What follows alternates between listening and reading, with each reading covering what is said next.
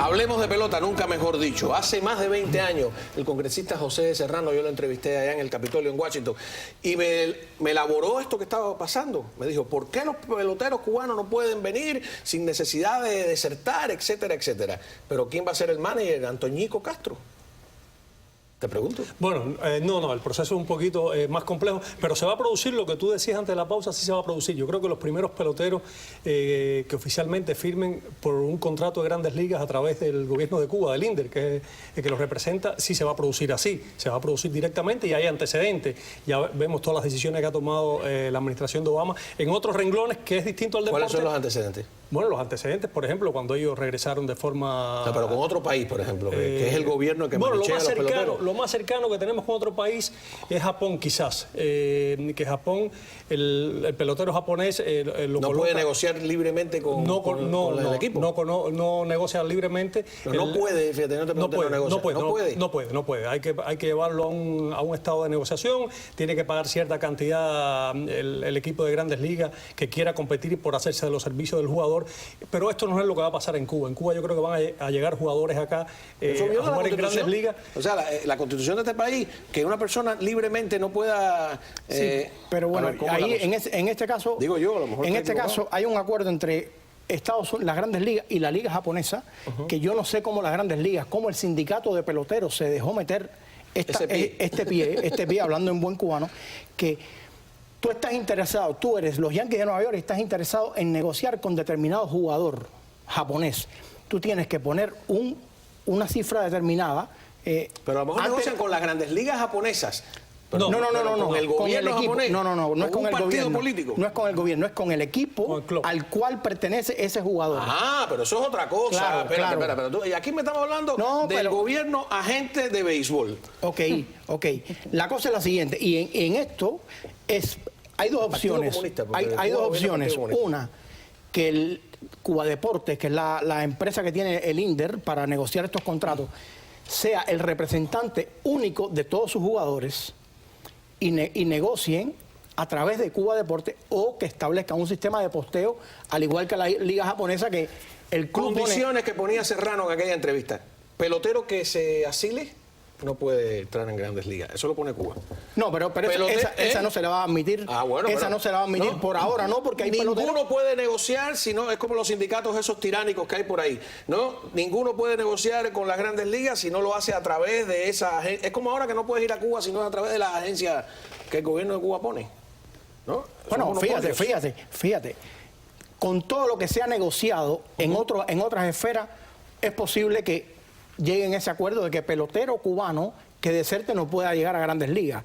Ahora, si un gran pelotero cubano deserta, busca residencia en un tercer país, mira, lo que vale, lo que le cuenta a los equipos de Grandes Ligas es su ganancia, y ellos van a negociar por lo que serán menos, y a la vez que haya un acuerdo de que el pelotero puede negociar directamente desde Cuba, desaparecerán bastante las deserciones. Y hay otro elemento. Este año que acaba de concluir, 150 jugadores salieron de Cuba. Eso es una cifra récord en los anales de la pelota cubana. 150 peloteros cubanos están o ya buscando contratos de Grandes Ligas, o algunos ya han hecho contratos de Grandes Ligas, y definitivamente eso es una cuenta que también tienen que tener bien en cuenta las Grandes Ligas y la pelota cubana. Eso tienen que tenerla. Porque está muriendo la serie nacional. El principal espectáculo de Cuba, Cuba sigue diciendo que es la serie nacional, que por cierto este año la han paralizado en 5 ocasiones. Hasta una ocasión que fue un equipo prácticamente en un intercambio cultural de Holanda, pararon la serie nacional, hicieron un equipo Cuba, una preselección de un equipo Cuba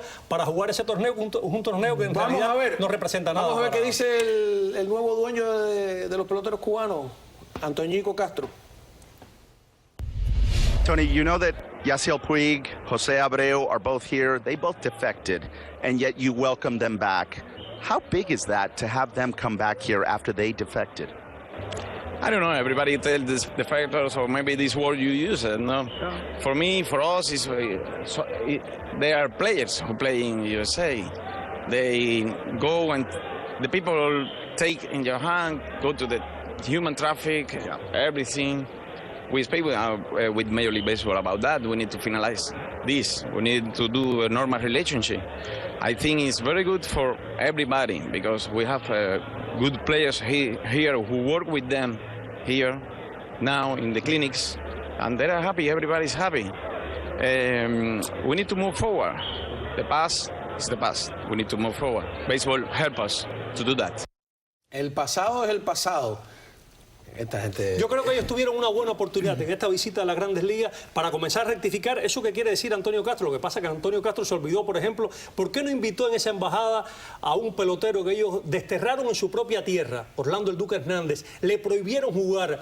Fueron esperando que los años fueran pasando para que se retirara. Pacheco lo quitaron, nunca está en el Salón de la Fama. Seguro. Pacheco no está en el Salón de la Fama de Cuba. Lo van a volver a poner si vamos a quitar el pasado.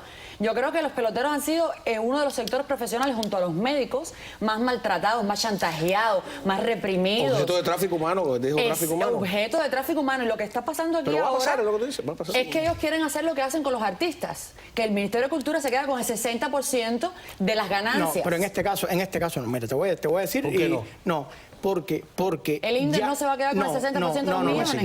No. De momento, con los peloteros que han ido a jugar a Japón, el INDER se ha quedado con un 20% y el 80% para el pelotero. ¿Cuánto es el 20% de 40 millones? Ahora, el problema es que cuando se negocie con las Grandes Ligas, esa es la función que tiene que cumplir el sindicato de peloteros, porque aquí lo más que un agente le puede cobrar a un pelotero es 5%, no puede ser más. Y eso es lo que el sindicato de peloteros tiene que cuidar, porque si no ya estamos hablando de una relación de esclavitud. Y eso es lo que va... Por eso digo, aquí un agente no puede cobrarle más del 5%. Lo que pasa es que hay que tomar en cuenta... la figura clave, son los dueños, no los pero hay que tomar en cuenta una cosa. Cuba va a cobrar por formación, acuérdate. Cuba va a incluir en sus normas, como hacen los agentes. Yo gasté en el jugador tanto. Cuba va a cobrar, si los agentes lo cobran. Tienes que entender que aquí en Estados Unidos los agentes le pasan una cuenta, cobran su 5%, pero le pasan una cuenta de gastos por carros, automóviles, por hospedaje. No llega al 20%. No llega al 20%. Mira, más el contrato quedará por abajo del telón. Cuba va a cobrar. Cuba, en esos primeros jugadores que van a llegar firmados a través de la Federación Cubana de Béisbol o del INDER o del gobierno de Cuba, como se quiera llamar, Cuba va a cobrar todo lo que es cobrable, lo va a cobrar. Y una pregunta, ¿y por qué pueden ser profesionales fuera de Cuba y no pueden ser profesionales dentro de Cuba? ¿Por qué no se restablece ya la pelota profesional dentro de Cuba? Porque la economía cubana no tiene las condiciones de tener un equipo profesional. Oye, que si la organiza el mercado interno que hay dentro de Cuba, terminan pagando por ir a los estadios. No. Tienen monopolizado, son dueños del estadio, de la pelota de Cuba, que claro que juegan ellos. ¿Cuánto le pueden pagar a un pelotero?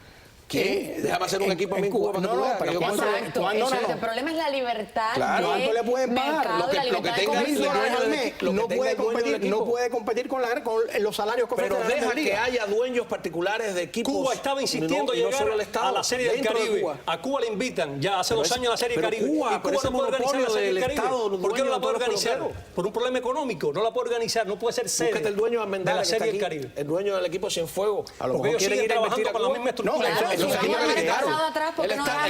sería lo ideal, porque además el béisbol cubano necesita un cambio estructural violento. Ahora mismo hay 16 equipos y ya casi no hay peloteros. Necesita libertad. La calidad. Tenemos mala suerte. Y que permitan todo lo que se permite en el béisbol libre, marketing, que los atletas pueden tener firmas con determinadas marcas. Libertad empresarial, que no solo el Estado sea dueño de industriales, de Matanza, de Pinar del Río, que haya equipos. Las marcas deportivas, los agentes. Que haya equipos privados fracasaron. Una dictadura. No, pero tenemos mala suerte, estaba diciendo, porque mira, Francisco Flores, ¿te acuerdas aquel expresidente salvadoreño que se enfrentó a Fidel Castro? Pues hoy ha sufrido un derrame cerebral, está en estado de coma, no sé, los médicos en El Salvador no logran salvarlo. Vamos a recordar un poco lo que le dijo a Fidel Castro.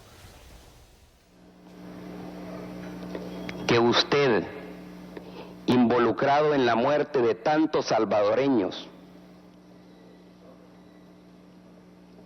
que usted, que entrenó a muchísimas personas para matar a salvadoreños, me acuse a mí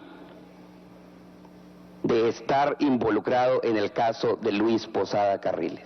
Le dijo muchísimo más. Vamos a una pausa, regresamos enseguida. Francisco Flores, quienes gobiernan en El Salvador, por cierto, son el Frente Farabundo Martí, y desde el poder le han hecho una guerra total a este hombre, le han metido preso y ahora le acaba de dar este derrame cerebral. Yo no sé si es culpable o es inocente, lo que sí sé que el presidente actual es culpable de interferir en la justicia, porque desde el poder de la presidencia está dictando prácticamente sentencia y no hay separación de poderes en El Salvador. Ya regresamos.